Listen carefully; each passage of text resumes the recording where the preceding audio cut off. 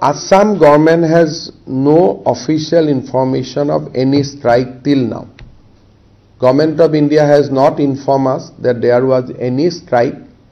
So whatever we have learned only from the statement of Paresh Barua. We do not have any other additional information. And as I told you that Assam police is neither involved nor aware about all this.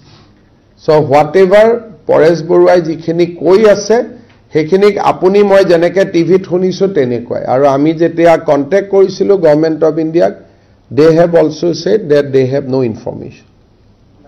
How state government is prepared, by administration is prepared to retaliate to the correct?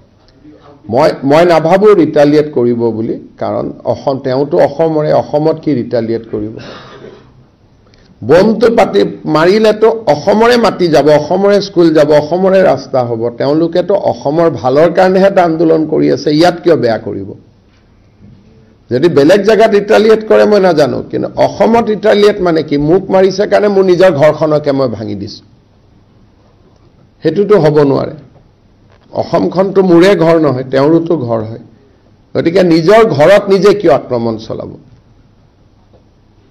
দ্ৰোণটো অসমীয়া মানুহে মাৰা নাই বা আমাৰ অসম পুলিচেও মাৰা নাই বা অসম এটা অসমত কিবা এটা ৰিটালিয়েট কৰা মানে কি আমাকে মাৰা হ'ব আমাক কিয় মাৰিব গতিকে মই I do not see any probability of any retaliation